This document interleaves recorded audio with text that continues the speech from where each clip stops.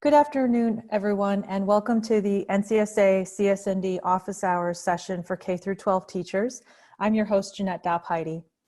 Before we begin this presentation, I have a few items to note. First, this presentation is being recorded. Second, participants are welcome to ask questions during the session using the chat box.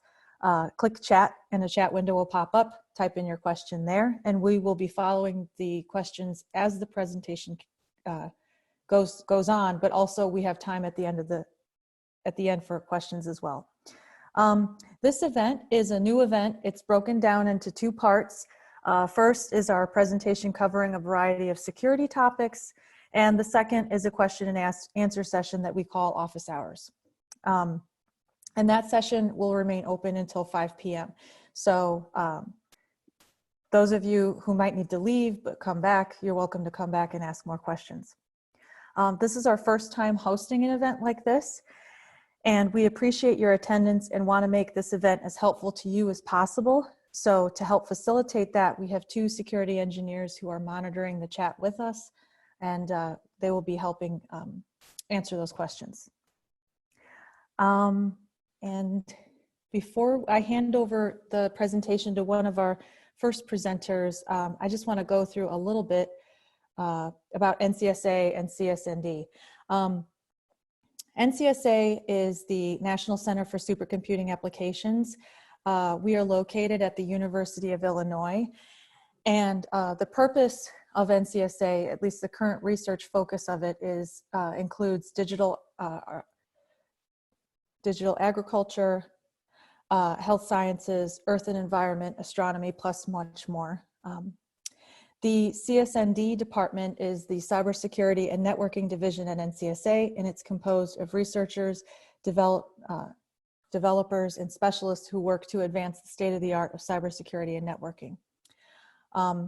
To learn more about security at NCSA, you can find our website at security.ncsa.illinois.edu. Before we get into the practical advice, I just wanted to mention that just a brief disclaimer. The information we're sharing here is for educational purposes. It's not meant to overrule your individual school district's policies. And when in doubt, we encourage you to discuss any specific questions with your district's IT department. And with that, I will hand things over to Jim Eyrich. Jim, welcome. Okay, thank you, Jeanette.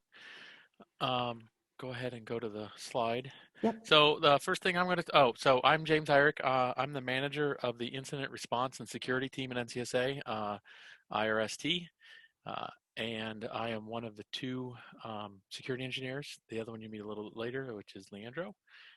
So my main topics, I'm going to talk about account and mostly about password hygiene and good password practices. Next slide. So to start with, the base thing is that you should use random passwords and real random. And what I mean when I say real random is that it's not something that you can just pick off the top of your head and mash a couple of keys and pick some numbers and letters off the top row. Okay, that's a good random password. Studies have shown that people actually, when they do that, there's still specific keys that you tend to hit, clumps of keys, ASD, things like that. And so you actually should use a random number or a random password generator. If you go to if you go to your favorite search engine and type random password, or random password generator, you're gonna find some. I have a few that I use depending on what I'm looking for. There's a couple of them. Like I also do consulting work for K-12. And when we're generating like new faculty or new student passwords, there's a couple of generators out there. I can say, give me 100 random passwords. Then I can paste them into Excel spreadsheets and things like that. Passwords should be long, although I really think that even if a site lets you pick like 100, it says 127 character password, you don't really need to pick anything more than like 31. And the reason I say this is I've actually run into issues where the password reset form will say, oh yeah, you can pick a password, 100, 120 characters, however long you want really. And then it turns out that that company, their backend system I can't actually handle it. So on the password reset, I've set like a 63 character password just playing around and testing. And then when I went to log in, it's like, no, wrong password. I'm like, I just copied and pasted it from Notepad. I know that this is the right password. And it turned out that their password reset allowed for 63 character passwords, but their login system only allowed for 31. And you can run into different things, but in general, I found that if you stick with 31 or less, you're not going to have a problem. No reuse. So, these are the highlights. No reuse of passwords across sites. Don't share passwords across assets, basically. And don't let other people watch you type a password. Um, that one's pretty self. The reason I bring that up, especially in K-12 environment, is that we've actually had incidents where I work at Hoopston, where a student was standing behind the teacher's desk, waiting for help on homework, and shoulder surfed the teacher typing in a password, and it became a problem. Slide. So, and then on this one, I say, use different passwords for everything. Every account you have, you should have a different password for. And we're going to talk about, and you're thinking, I have hundreds of passwords. How can I possibly remember that? We're gonna cover that in password managers. And I say use 14 characters. So before, as long as possible, at least 13. If you can use 14 character passwords, especially there are some passwords that you're going to want to be able to memorize. If you can do 12, 13, 14 characters for those passwords, that's going to be pretty good. The other thing you want to do is use multiple character sets. So what character sets, so uppercase, lowercase, numbers, and symbols.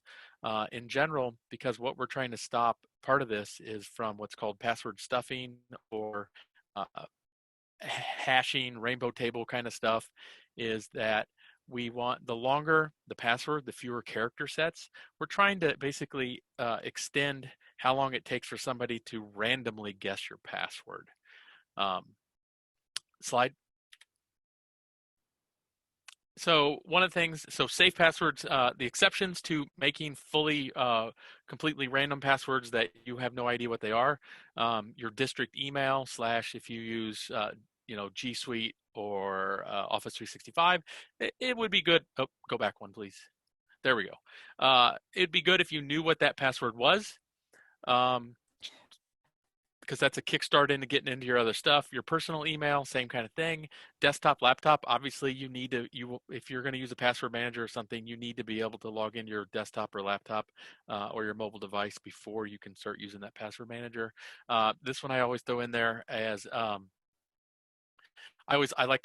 know my Amazon password because I don't want to mess around with a password manager getting in the way between me and shopping.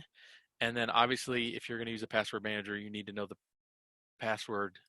Obviously, you need to know your password manager password so that you can get into that. And I have a cute little cartoon from next slide. Why not to reuse? I don't know if we have any how many of the audience are, but XKCD is where this came from, and this guy is always pretty good at coming up with the reason with nice explanations. In this case, it doesn't matter how hard you pick your password. This is about reuse, is that you can pick the hardest password in the world, but if you use it across multiple sites, the chances are that one of those sites is going to store your password poorly, and that site is also going to have bad security, and their password database is going to get stolen, and then the entire world knows your password anyway. In this case, it's, hey, set up a free image hosting site or tweet syndication, and a few million people will sign up for free accounts, and they'll give you their emails and the passwords that they tend to use everywhere. And now you can just go to other services, Google, Amazon, Facebook, and try to use that same email and password combination if you're a bad guy. You have bad actors. So you could have websites that are just like in the cartoon that are trying to harvest your passwords, and they're just going to do it by harvesting them and go out and then try to log into your accounts using those credentials. You have password hacked websites. So websites, either their front end is broken into by bad guys, which means that every time you log in, the bad guys get your password. The other way is that the websites are designed poorly, and they store your password in a way that if their system is broken into, that the passwords are recoverable. And then exposed account details are kind of the same thing, is somehow some database that has your email, your name, your password and stuff in it are exposed to the internet because they weren't being stored correctly.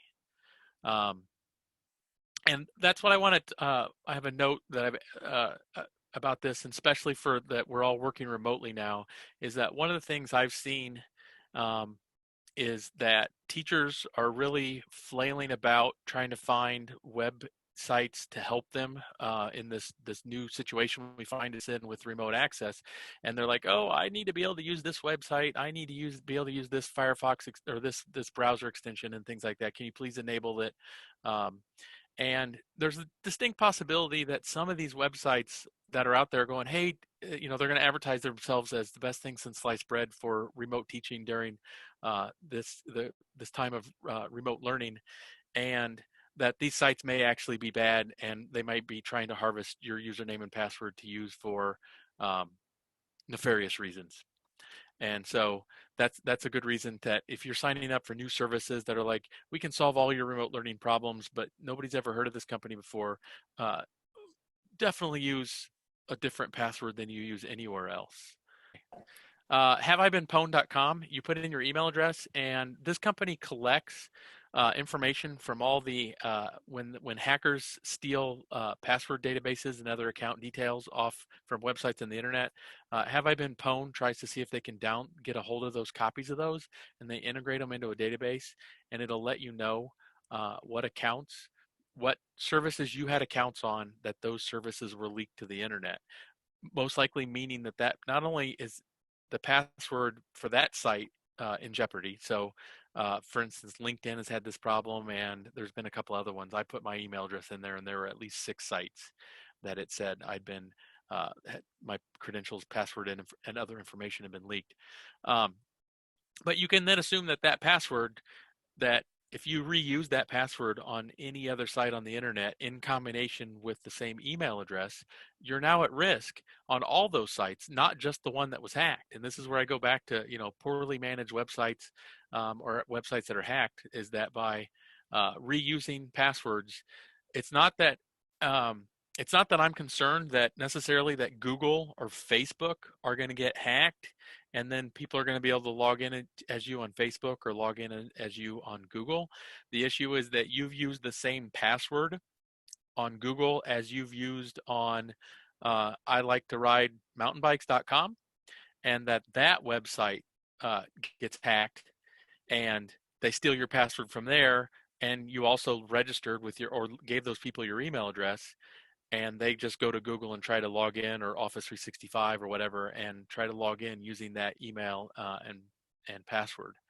And then the other thing that we've seen is that they will get those passwords and usernames, and they will send you a email that says, hey, such and such email address, hey, Iric at illinois.edu, I have one of your passwords, and they'll show you a password, and it's most likely a password that you've recognized that you've used, or worse, are using, and it'll say, I've infiltrated your computer system, and I'm going to blackmail you for all the bad stuff you've been doing unless you send me some bitcoins.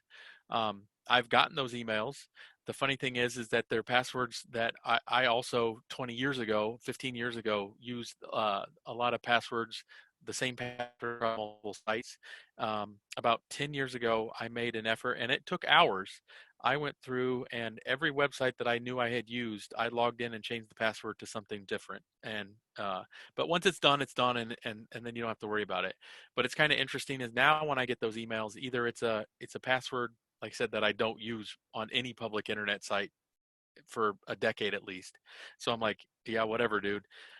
Or I can actually I can go to my password database and search for the password they send and find what website they hacked to steal that password, because it's the only website I've ever used that particular set of random string of characters on.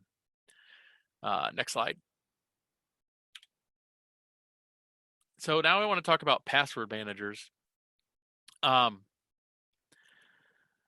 Given that I'm suggesting that every website and thing that you log into has a different password, it's not possible unless you're doing some sort of pattern thing, which I don't recommend.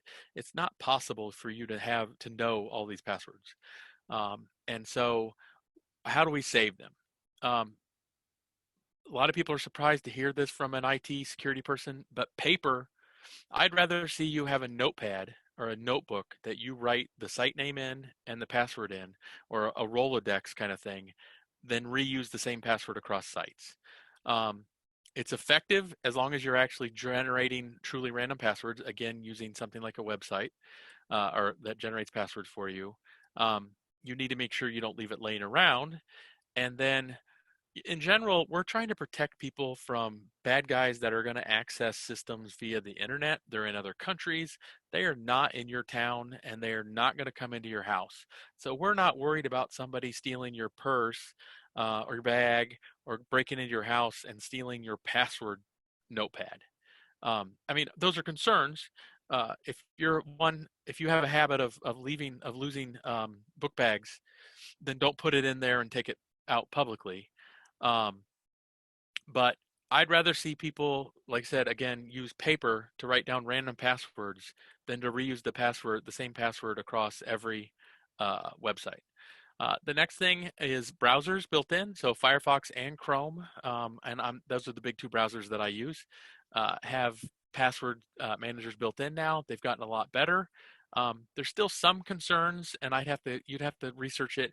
At one time, anybody that had access to your computer could actually go and ask Chrome, show me the password, show me this person's saved password for this website, and it would do it, and it was in plain text.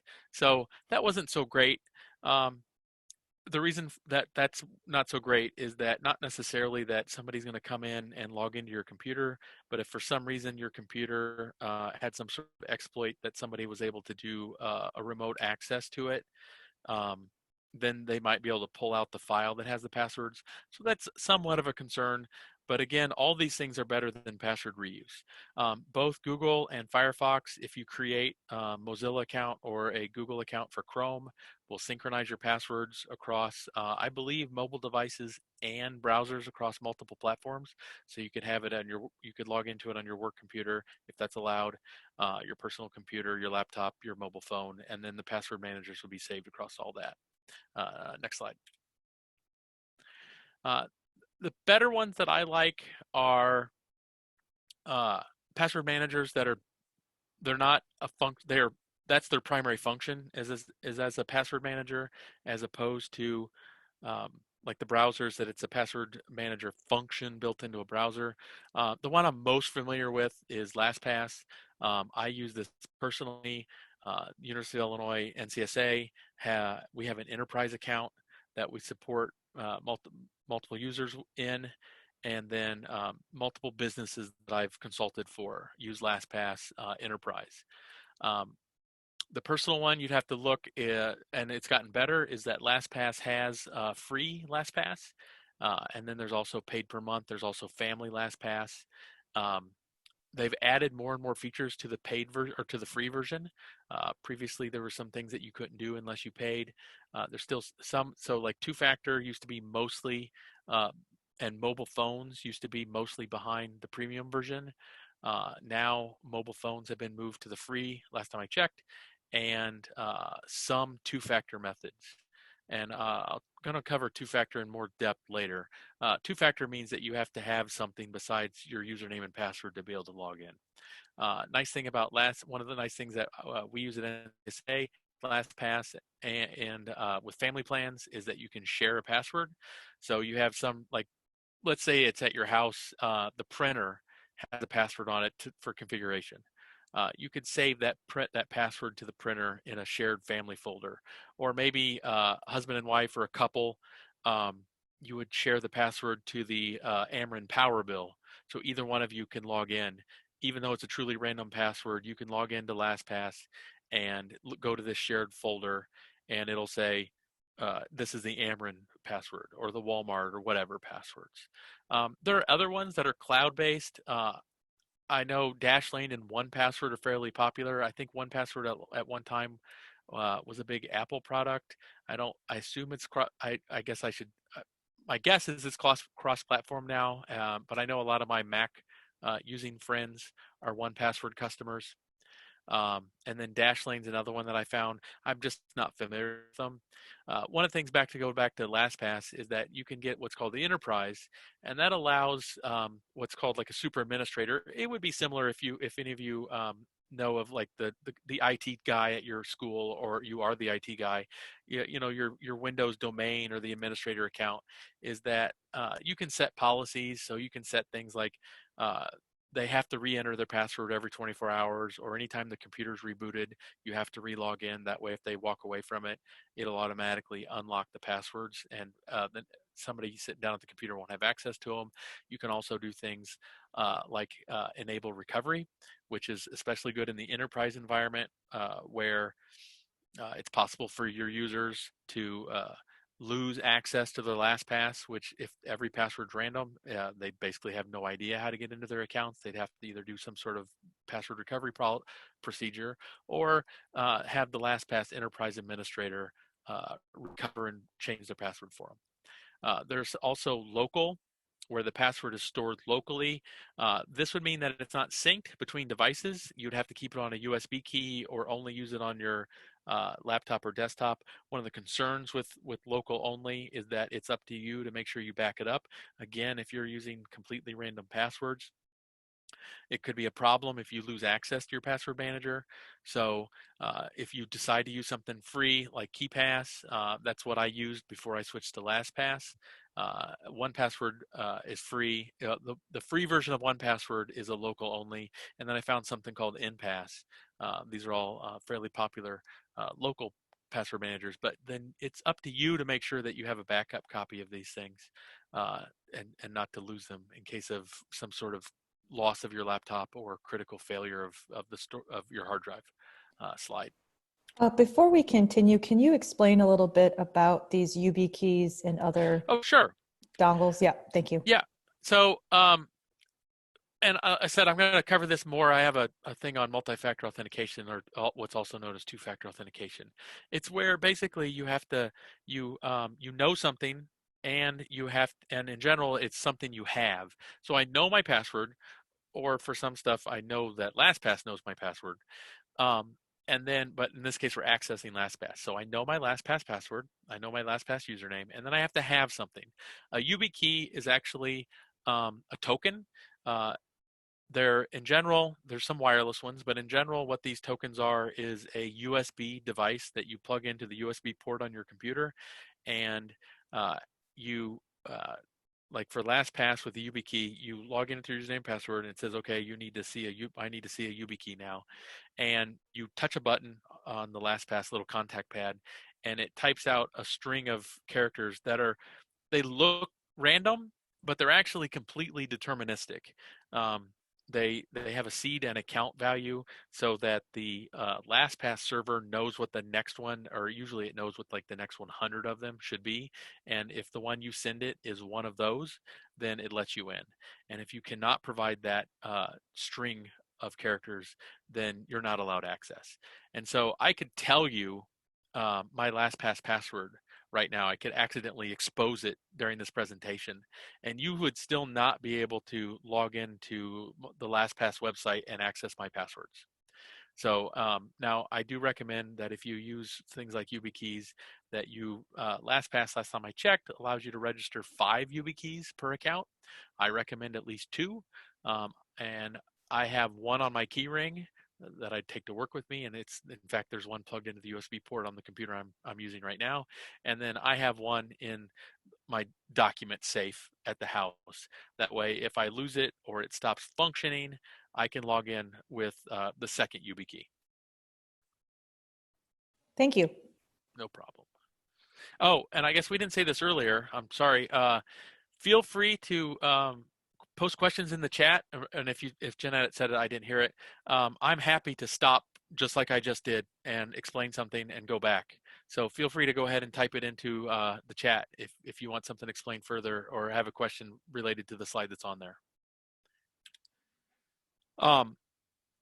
And so the last thing I have for password stuff is, I know I talked about a lot of stuff, a lot of complicated things.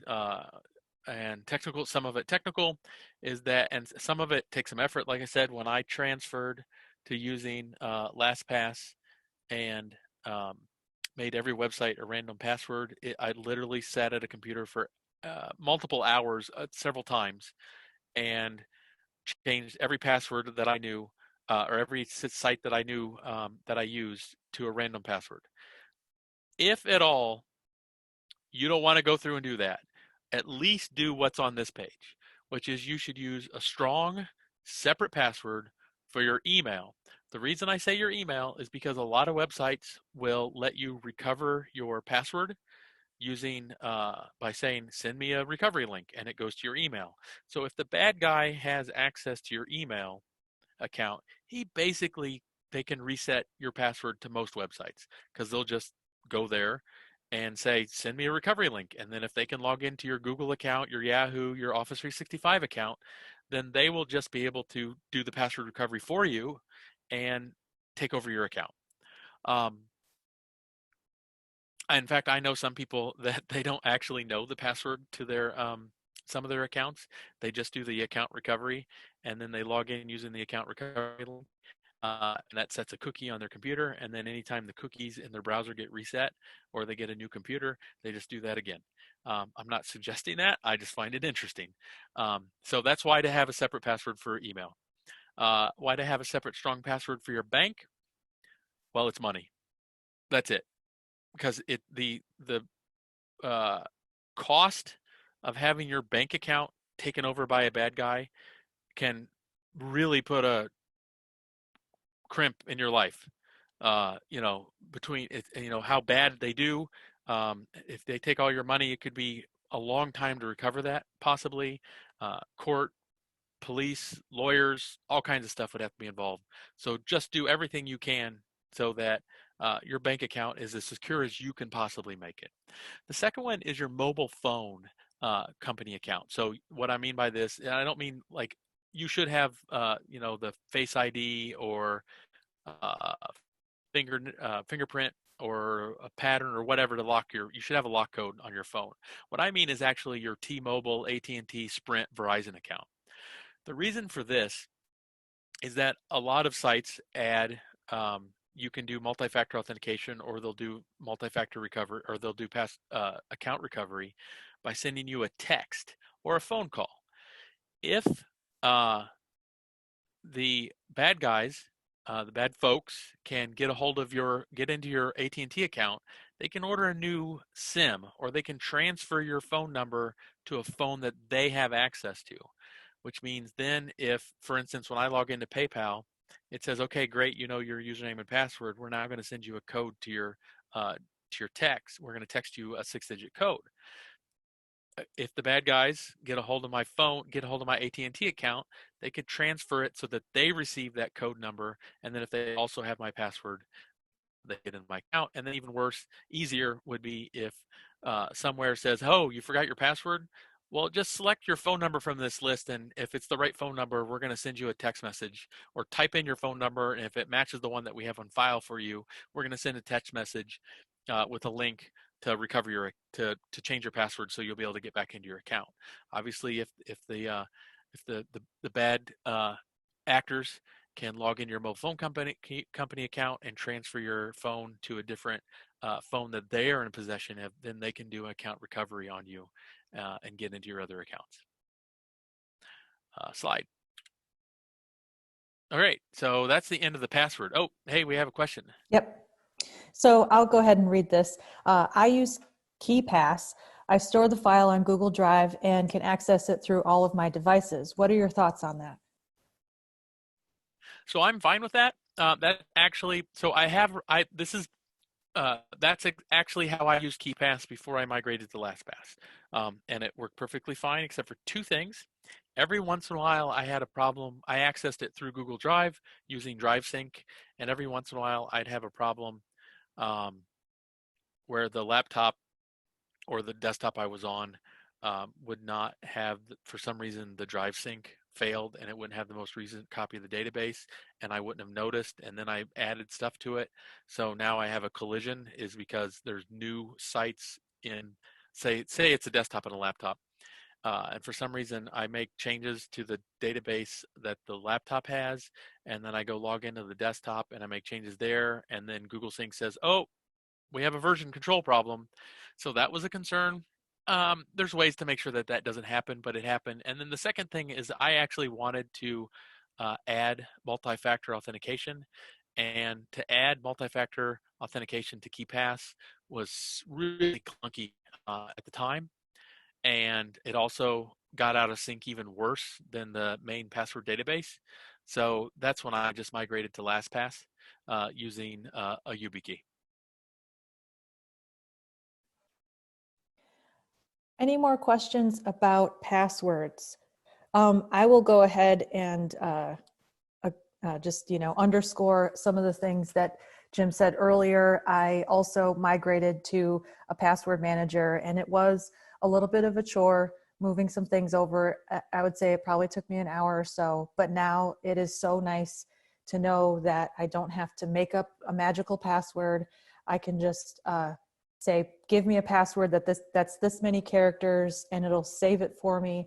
And there's a browser interface that will help interact between the vault where I keep all my passwords and the website that I'm setting up a new password for. So it's very user friendly.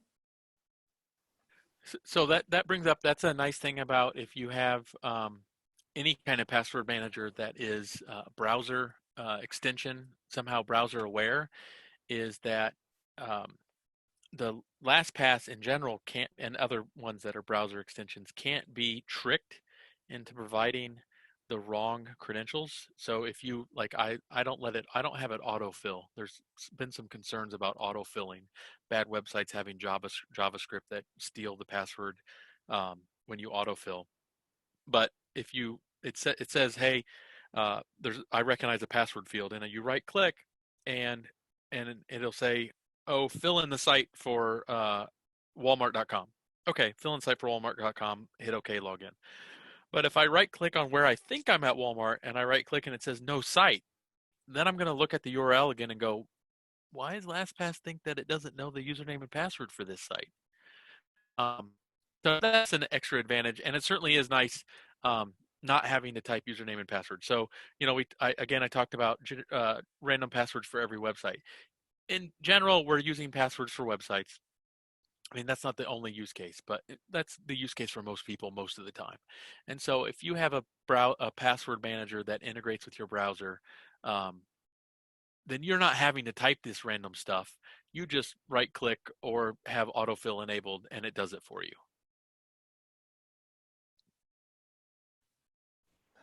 Well, I think we're good on questions regarding passwords. Let's move forward to the next segment. Okay, so this was just a short section to throw in. It's very short about multi-factor authentication. So multi-factor authentication, you'll also hear it called two-factor authentication. Again, it's because there's two factors. There's things you know, things you have, and things you are. Um, so things you know are things you can, you have in your head. So passwords. Things you have are like tokens, YubiKeys, um, and things like that. And then things you are biometric in general. So fingerprint, Face ID scans your face, looks at your eyes. There's iris scans, things like that. In general, for website stuff, you're going to be doing things you know and things you have. Um, there's not a lot of web-enabled things you are stuff. Mostly, we see that at higher secure facilities. For instance, the NCSA supercomputing facility, it has to do an iris scan in addition to um, tapping a key card to get into the building. Your cell phone, like it said, Face ID or thumbprint scans are biometric. But in general, for web surfing and stuff, we're not using biometric-based systems. And so you'll have a token. The other thing you could have is like, I have the phone that receives the SMSs to this number, or I have access to the email account that receives emails to this address. I put up a link, quick link, is twofactorauth.org. It is a website that collects all the different services across the internet that support two-factor, and I believe even will tell you which kinds and possibly point you to the instructions on how to enable them. So, if good password hygiene combined with multi-factor authentication is going to get you to the point where as good as you can do. I mean, there's always going to be able to, hackers can do stuff, right? The website could be run poorly or have vulnerabilities and things like that. But if you use strong password combined with multi-factor authentication, that's about as much as a user can do. Next slide. So these are tokens. All of these are actually things you have. So like I said, SMS code, I have the phone that receives those SMSs. Email code, I have access to the account that receives those emails. A, a, within I don't know how many years it's been, that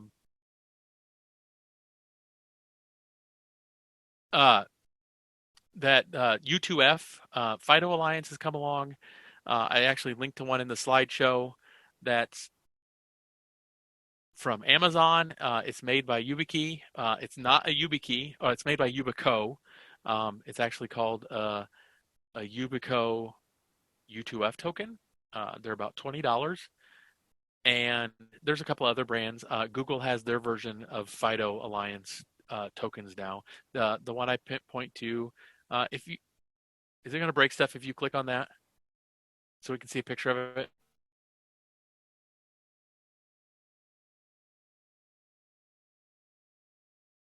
Can you see it? I clicked on it. No, it didn't open it. So that's fine. People can go to the slide, or if you can paste that URL into the chat, um, or I can. I'm doing it right now. Okay, thank you. This is a very inexpensive one. I own one of these. It works with Amazon. It works with Google. That the previous two-factor org will tell you which sites support FIDO tokens. They also make wireless ones. There's a company, Google makes one that works with Bluetooth low energy, I believe. They also make one that works with NFC, which is near field communication, which is how like Apple Pay and Google Pay work from your mobile phone when you tap to pay. So those tokens are really helpful. You use the same token across multiple websites. It does not share the secret across multiple websites. Everything's safe. And that's a cheap and easy way to add multi-factor. Extra questions are sort of multi-factor. So this is where you log into your bank and they go, okay, we don't recognize the computer you're logging into. So we know you gave us the username and password, but what's your mother's maiden name? Well, the problem with that is, and here's I don't ever provide real answers to those questions. I have to say, I save them in a password manager. Is that it's not hard to find somebody's mother's maiden name between Facebook and genealogy websites. That's not difficult. A lot of questions, and then if you've noticed on Facebook, and now there's some backlash against this, is that people have been posting things like, "Who else will play with me?" And it'll be like favorite food, your first pet's name, dogs or cats, and go on like that. Well, I don't know if people are actually being nefarious or just trying to do something on Facebook, but those are the sort of questions that we see banks and other places ask you as your password recovery or your extra account access passwords. And so don't answer them. Don't reply back to those. And there's been some stuff I follow the Illinois State Police on Facebook, and they put the answer is do not give people, so every line was a different answer. It was do not give people access to your security questions kind of thing. And the other thing about security questions is that they're sort of something so they're not really multi-factor because they're not something you have or something you are. They're something else which isn't actually multi-factor. It's extra information, but not multi-factor. Google Authenticator, this is an app, and there's multiple versions of this. It's a protocol that you'll commonly see it called Google Authenticator protocol. That scans a QR code, sort of like a square barcode, and then it generates a random number every 30 seconds. Typically, you'll have these on your cell phone. One thing to do with this is if you use Google Authenticator, which I do, is that you can actually print, before you scan in the QR code off the browser, print that page, take that printout and stick it in your document safe. Because you can actually have your cell phone scan that QR code. Let's say your cell phone gets broken and that was the only place that you would ever scan that QR code. You can, when you get your new cell phone, you can actually pull that piece of paper out and scan it again with the app with your phone, and you'll get your QR code back. So if you use QR codes, make sure you make a backup of them somewhere.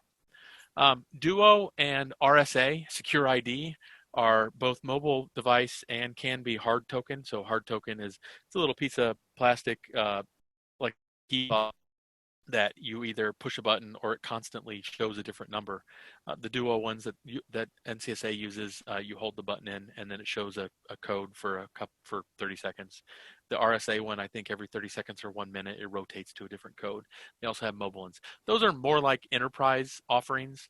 Although Duo is something that's fairly easy to apply. So as a tech administrator, and this is something I'm actually thinking of doing for K-12 that I consult for, is the possibility of having staff use Duo for remote access to the network. So either like VPN access or remote desktop, is that we would use Duo.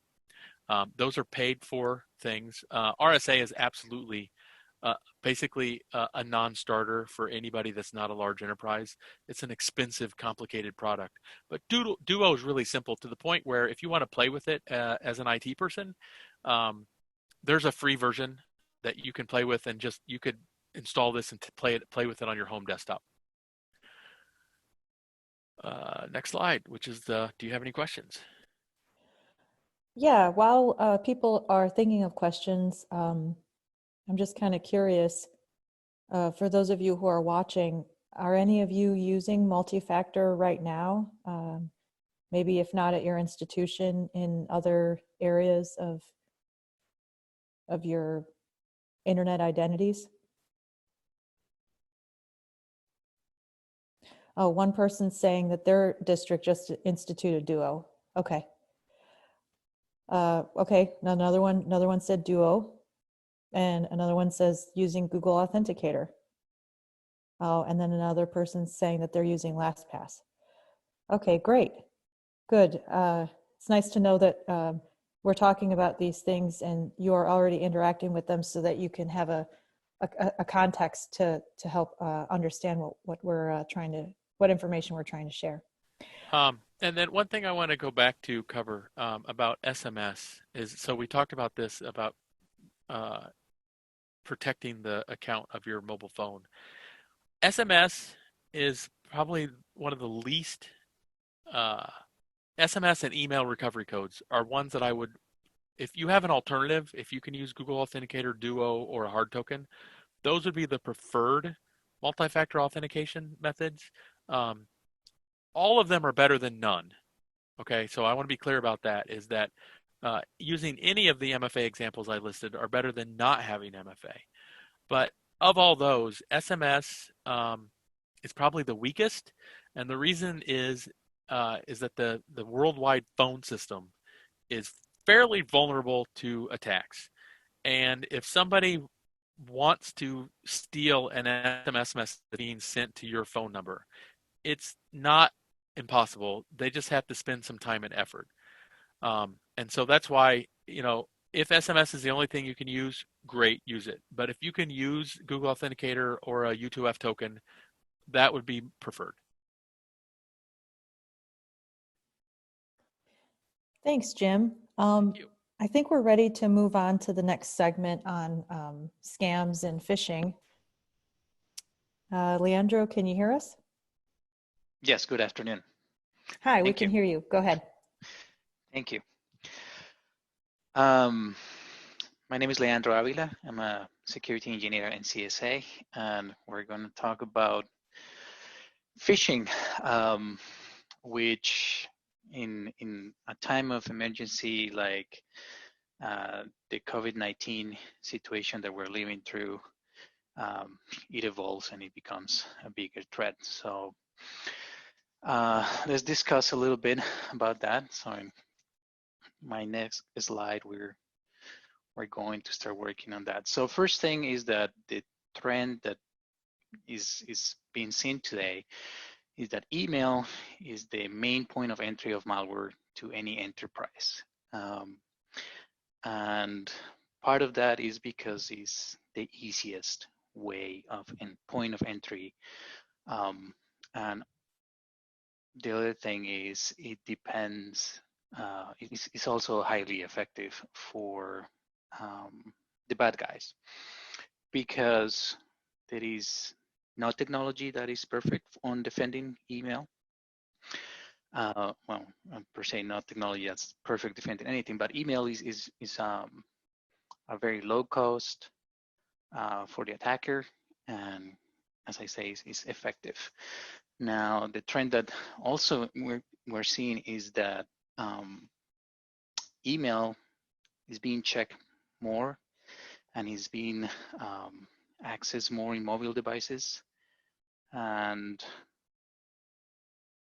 the other compounding factor of that is that your mobile device provides you with a smaller screen, which means the way email is presented to you, it's very limited. You have very little indicators to tell if an email message is legitimate or not, just because the way the user interface has to be designed on a mobile device versus your desktop or your laptop computer.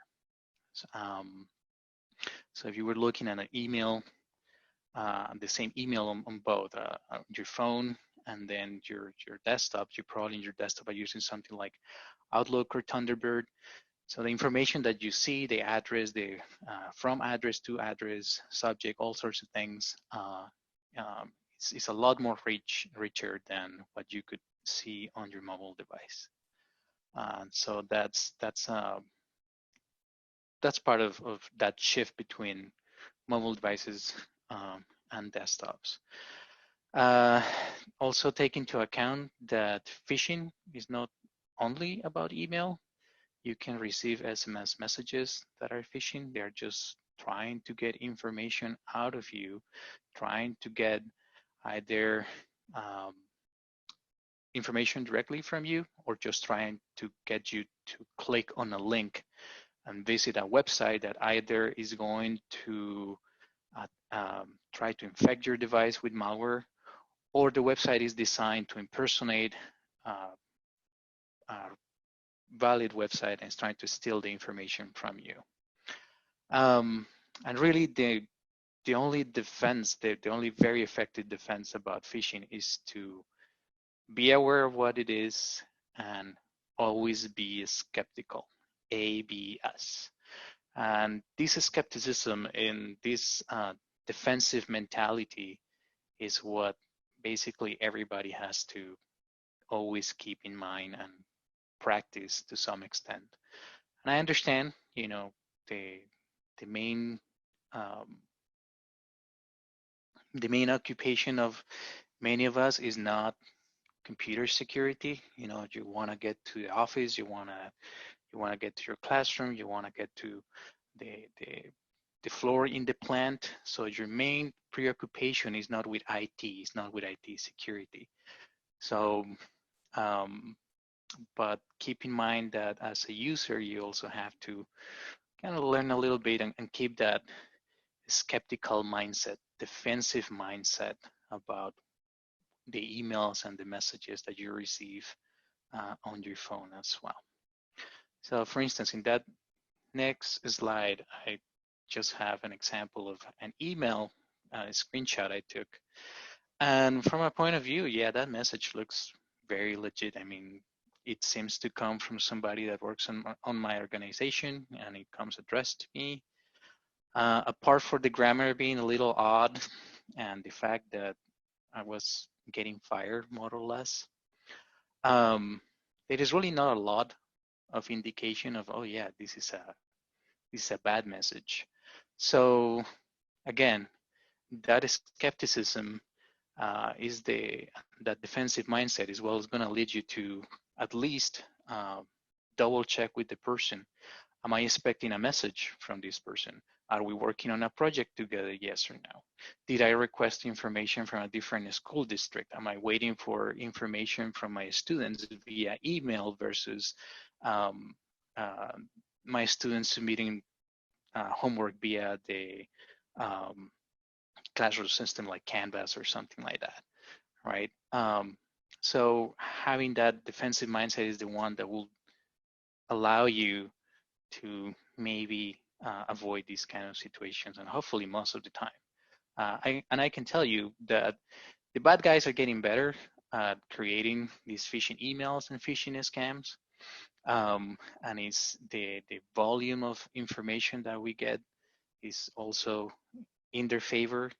And then being in emergency situations like the ones we're living in the last couple months is also in their favor, because they also prey in psychological traits of human beings like fear and doubt and things like that, that it is just impossible to get out of the equation. So we just need to keep a skeptical defensive mindset. And if you have doubts, uh, call your tech support and just tell them, I got an email, it says this and that. What do you guys think? Sometimes in many organizations, they might ask you to forward the email to them so they can take a look. Sometimes it might be really easy to just determine like, yes, that is definitely a scam. If somebody is telling you that, uh, you are the winner of $30 million from some little country in Africa, well, we have heard that one before, right? And you kind of have that skeptical mindset that will help you go through that. I think I'm thinking about my teachers when I was in school, and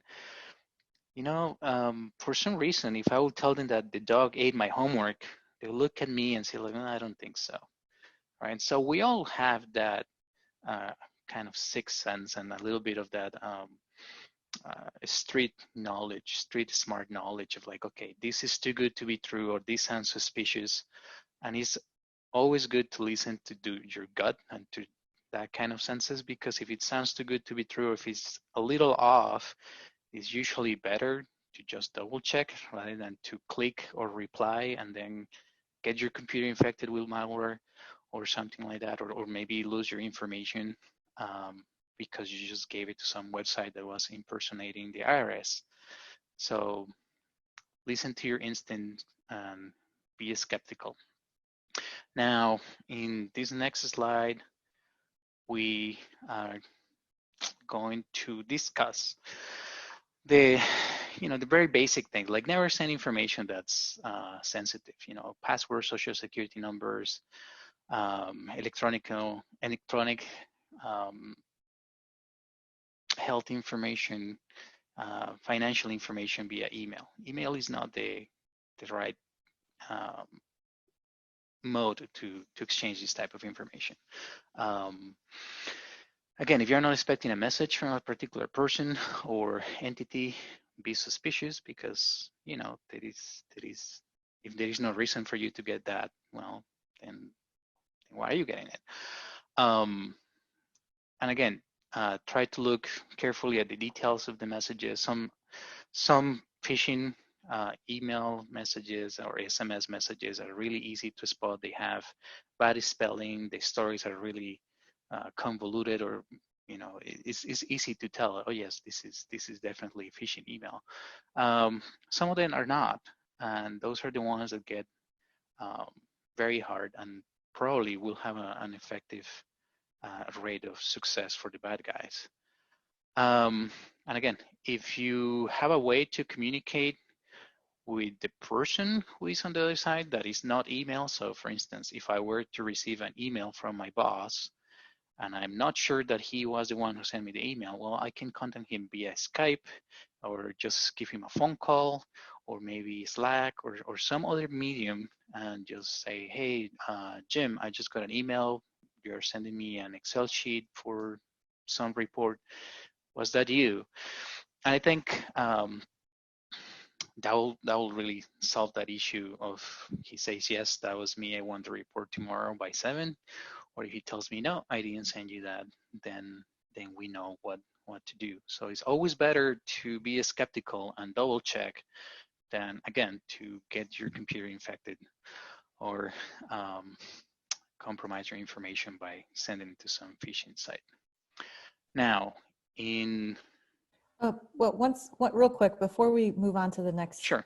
Slide, didn't we have like a campus-wide problem last year or the year before, I think, where thousands of people got the same bogus fax? It was like financial related. Do you remember this? I don't remember those, but it is entirely possible now that you mentioned campus-wide and things like that. And let's tie this with what Jim talked about, credentials. So let's say somebody loses their password and their account is compromised. Then I can log in as that person. So I will log in to their email account, and from their account, I'll send everybody on their contact list an email.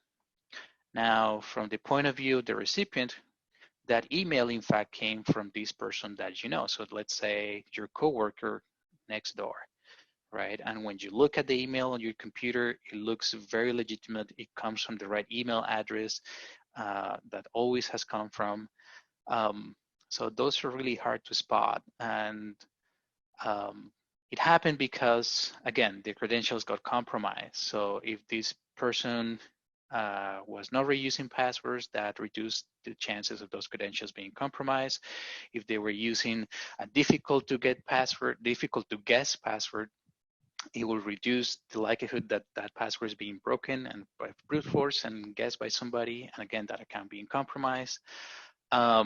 So it is not uncommon for institutions like the University of Illinois to see attacks trying to just compromise accounts to be able to do this impersonation from somebody that works at that institution or that goes to that institution, and then spread to their coworkers or to their peers inside the institution itself, because it makes the attack a lot more efficient and a lot better, and it's a lot harder to spot, really. So certainly you have to kind of see how all this connects to one another. Yeah, so the point is, don't become a vector for attack. Right, that's one of those. Now let's talk about COVID-19. So with the emergency and the situation that has happened in the last couple of months, what we're seeing is that certainly criminals are always looking for opportunities to make money, easy money, and they have no qualms of what they will do to get to that. So initially, during the whole COVID-19 pandemic, the phishing campaigns were focused on seeding fear and panic. Like, buy this mask that's going to protect you, buy this medicine that magically is going to protect you or get rid of the virus, right? So they're trying to seed that, or click in this website, this link, there is great information about how to protect your family from this devastating virus and things like that. So that was the kind of messages that they were pumping out to see who will fall and click on those things. As the pandemic went on, they started shifting the focus on trying to scare people about the virus into how can we get people's stimulus money from them. So then maybe you will receive an email that said, hey, if you haven't received your stimulus money, click in this website and we'll help you with that, or click in this link and it will, give you some more information or whatever about where your stimulus money is at this time. So you can see that as even in a short period of like 3 months, they shifted the tactic from fear to stimulus money, and I don't know what's going to be next. Maybe vaccines, right? So they will take advantage of the current situations to make the messages more appealing, to take advantage of the people being disoriented. Everybody is working from home nowadays. It's a change in your routine. You're basically out of balance, right? You're trying to just kind of learn the new routine, and then they just throw this other thing on top of that. So recommendation is that I think most of us maybe remember when the internet wasn't around, and if you needed information about something, you'll have to go to the library. You have to walk to where the index cards were. You have to look in the index card. You have to find the index card that you wanted, write down the information about the book you wanted, and then go find the book in the stacks, right? You were the one who was going to the information. You were going to find that information. And the authoritative source of that was the library, right? And that's what I refer in this slide as, as a pool. You are going to grab the information from somewhere because you know who has the information. So if you need information about COVID-19, well, you can go to the CDC website, the National Institute of Health website, the World Health Organization website. If you need information about your stimulus money, well, go to the IRS. Or if you're looking to donate money to help relieve all these issues with the COVID-19, go to a place like the Red Cross or other charity that is out there, but you are the one who's seeking the information, right? Now, with the internet and the way these things are working now, information is being pushed to us. It's being just sent to us like, oh, here's the link for the charity that you want to donate money to. Here's the link with information about how this virus is infecting people and how you can protect yourself. Here's the link, right? And the thing is, you really don't know who sent you those things, right? You can't be sure. So going and seeking the information yourself is definitely the way to go about these things. And we all have done that before. It's just, kind of applying that prior knowledge to the technology that we have nowadays. And then continuing with the COVID-19 scans. So since we are all working from home now, it's a new routine. This has provided a new attack vector for the bad guys. So earlier in the talk, Jean mentioned that there's now a lot of remote learning tools popping up, and you bet that you're going to get messages from scammers trying to get you to go and try this tool, and that tool is probably malware, or at least taking you to a website that is going to try to install malware on your computer, right? Because they're taking advantage of the situation that people are working from home, that they are not necessarily in their best. And when I say that is, you're at home, you have your pets, you have your kids, you have to do work, you have to do housework. Maybe when you were in your office, you had more tools. You could ask somebody down the hallway, hey, I got this. Do you have a minute to look over my shoulder and help me out? Now you don't have those things. So bad guys know this, and they take advantage of those situations. So I will encourage you to figure out a way to contact your official technical support channel. Or the school district probably has an IT person, or your company has an IT person. Always go to them. I think most IT people are happy to hear that a user is asking them questions before they do something rather than after, because it's always easier to, prevention is always easier than having to go clean up or solve another issue that was created. And then a little bit related to that, we're going to talk about the gift card scams. This is a different model of a scam, and basically somebody impersonates someone that you know, a coworker, family member, and so on. And then they say, I need you to buy a gift card and send it to me because I have an emergency. And the emergency can be anything from I'm on a trip and I got a flat tire and I need money to fix my car and get home. Or maybe, again, right now we're doing the COVID-19. So maybe somebody contacts you like, oh, I have no way to buy groceries or get grocery delivery, or I'm trying to get this test and for COVID-19 and they're asking me to pay with a gift card and I need it now. So they really put that pressure, like this is time sensitive. It has to happen right now or in the next 30 minutes, right? And if you probably had heard about this, is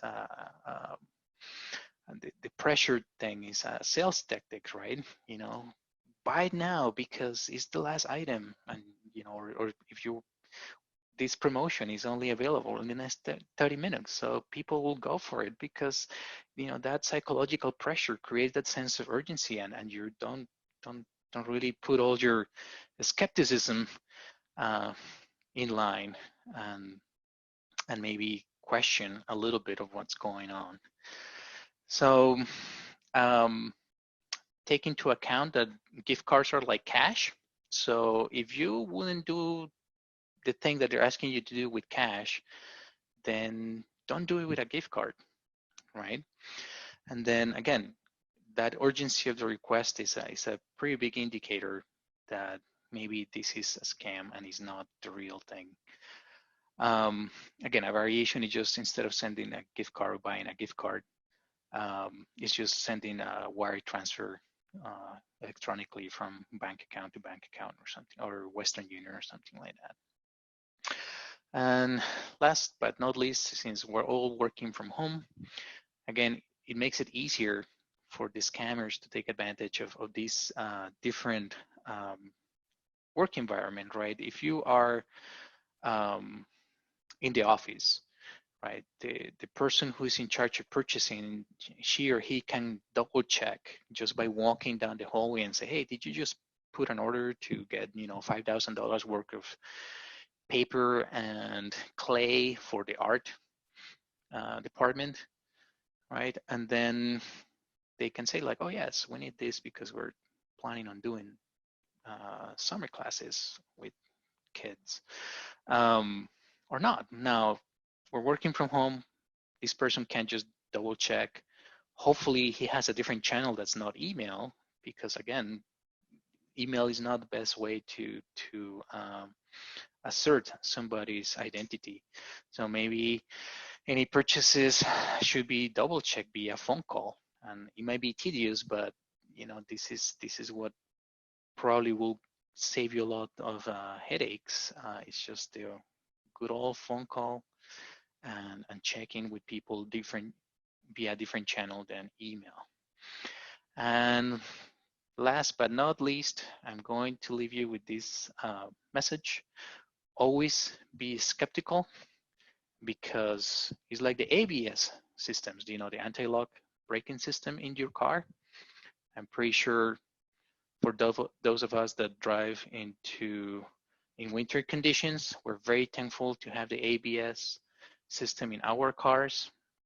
So being skeptical, always being skeptical, is like the ABS system when we're checking email and when we're trying to defend ourselves from the bad guys and their phishing tactics. So if you guys have any question about phishing or comments. Thank you, Leandro. I'll just talk a little bit so that people who have questions can type.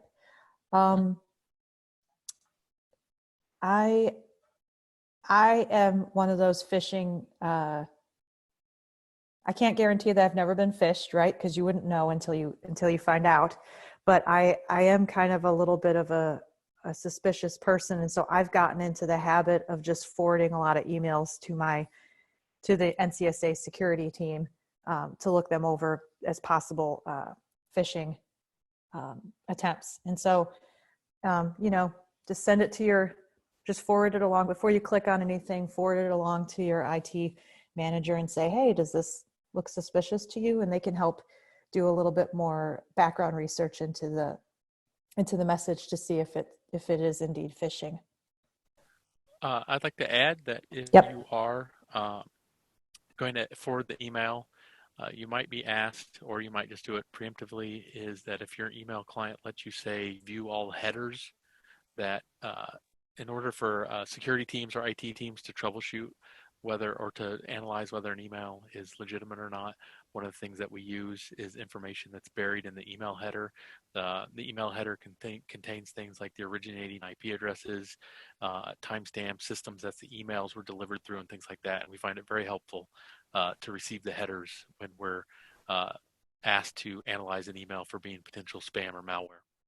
Yes, thank you for saying that. All right, well, I think we're done with the phishing portion of the presentation. And so for those of you who are still here, thank you so much for attending our presentation. We really appreciate any questions that you might have. Now we're essentially transitioning to our open Q&A session. And so if you want to stick around and ask more questions, you're welcome to do that. I just kind of put some ideas up here on the screen just to get people thinking about something that might be impacting them in their workplace or just personally. If you have security questions, you're welcome to ask us. With that, if you are done watching the presentation, you're welcome to leave the chat room. But we'll be hanging on the line just in case other people show up to ask more questions. And I want to thank Jim and Leandro for presenting today. I really appreciate it. Thank you. Not a problem. I'm glad to help. All right. We do have a question coming in here. What are your thoughts on making users change their passwords every 60 to 90 days? I can take this one. Leandro, if you... Yeah, anyway, I'll start. I have very strong feelings about this, and I think it's a terrible policy. I think it causes users to reuse passwords more often, to not be able to minimize or memorize them on the ones, like, for instance, if you're asking me to do password changes, I'm going to guess that it has to do with like desktop and email. And I think it's fairly bad. And like I said, it causes, what it does is encourage bad user behavior. We end up with notepad files on desk drawers or under, post-it notes on the bottom of the keyboard kind of stuff. Or they start following a policy or a pattern where they're like, here's my password, and now it's now April, APR 04, and next month is here's my password, and it's MAY 05, and things like that. I think that changing, so I do believe that forcing password changes once in a while is actually a good thing. I personally don't believe that more than once a year. And actually, I would prefer that it be something like 13 months so that people can change the same passwords. They can change the password at like the same time of year. For instance, teachers tend to not be in the buildings during the summer. I mean, some can, but it's not consistent. And so it would be nice if, when they get back every August, and whether it's, early, it's, August 15th or August 19th one year, their password didn't expire during the summer. So I would have it set to either 13 months or 25 months, 1 or 2 years. The reason I think that you still should have password changes is that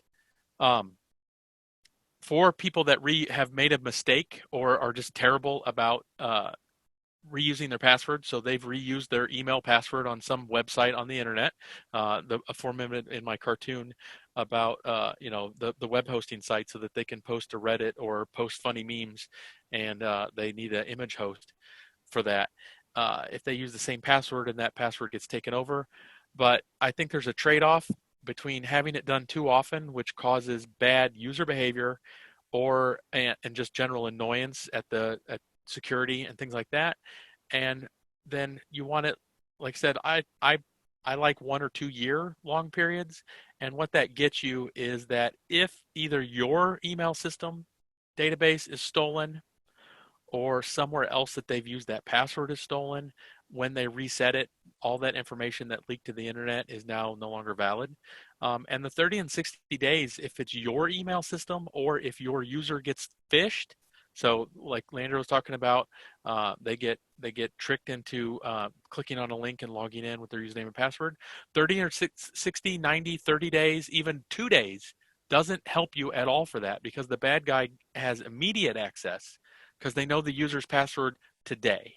And so I don't see that the risk trade-off is very good for making shorter password reset requirements.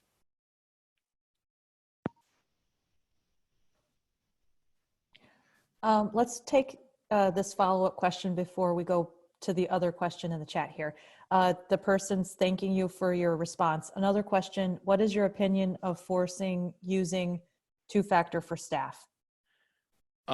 I would like to implement it and it's something that you're going to want to roll out probably slow and across multiple groups if you can.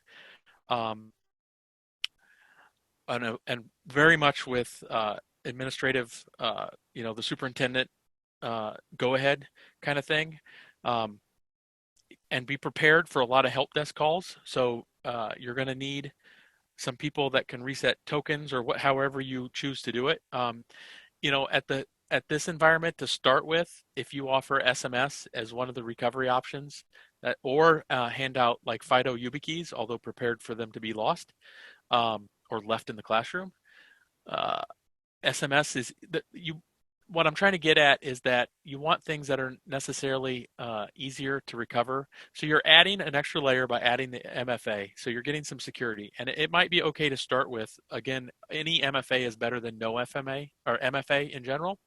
And so if you can do a system that allows SMS, most of your staff are going to have phone numbers and they're not going to be upset with that. Or it's an easy recovery. There's nothing for them to lose as long as they don't lose their phone. And even if they break their phone, they go get a new one and the SMS recovery still works. We can, Jim Bazzi and I can, he's helping with this project, he hasn't spoken, can attest to this. NCSA rolled out multi-factor access required for some of our accounts. And we're not allowing SMS because of a risk level. And it makes recovery more difficult. The nice thing is in the K-12 environment, you're in general not going to have as many remote and widespread user base as we have to deal with at NCSA. So that makes it easier if you choose to go with something like Duo and require either hard tokens, U2F tokens, or the mobile app that goes on phones. So I would like it. I think that especially on student information systems, it's one of the things that I've tried to get done at the host school district consult for, is that their student information system should be multi-factor, because there's a lot of stuff in there, potentially even EPHI, so electronic personal health information because think of IEPs and excused absences and things like that, maybe documented and may be covered under HIPAA, some sort of HIPAA thing. And so I think I would like to see student health or student information systems be two-factor required, and then possibly also staff email. So I'm not against it. I just think that you have to be very careful how you roll it out, and do not try to be the security or the IT person that forces it down the district's throat, because you're going to lose. And that you need full buy-in from at least the superintendent and possibly even the Board of Education.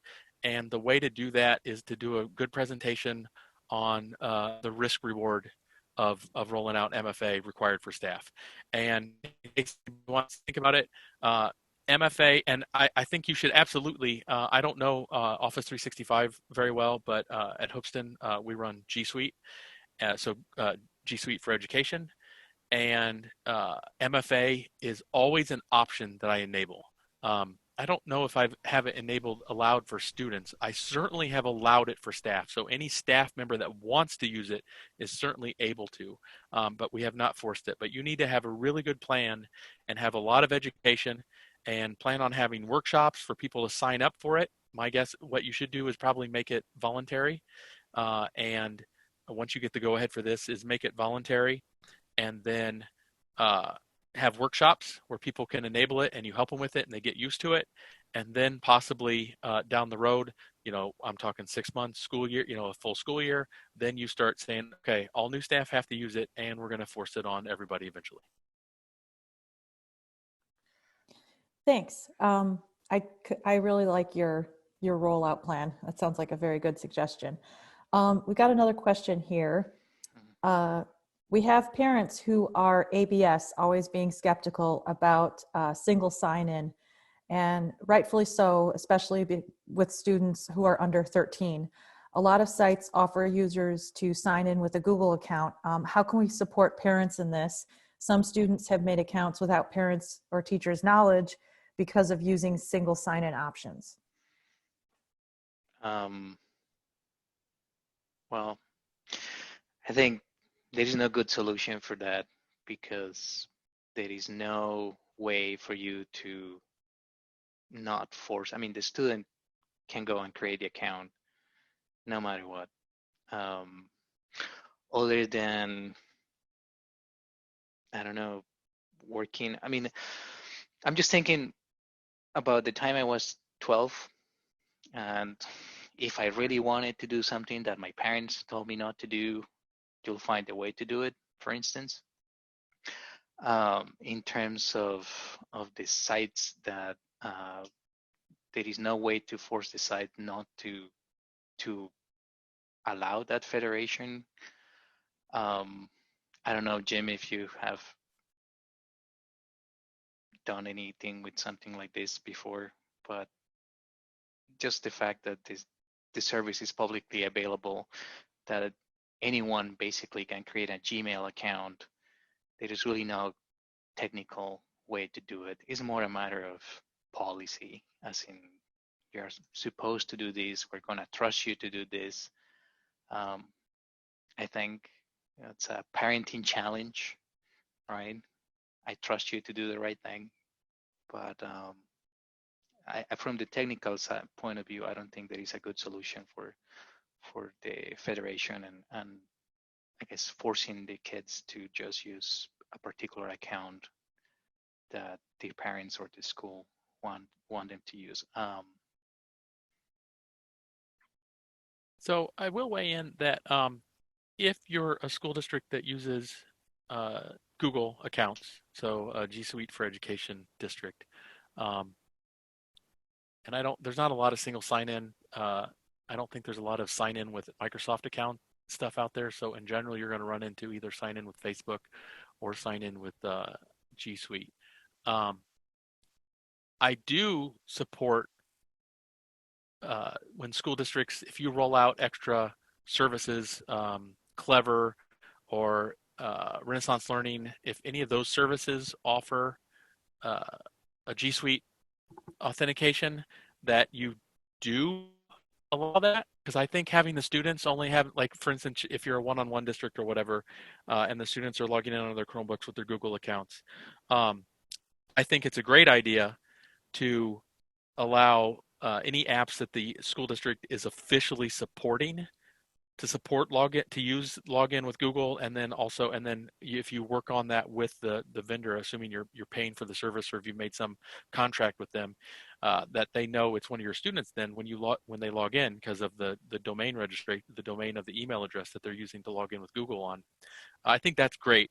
I think the more number of let me do it the other direction.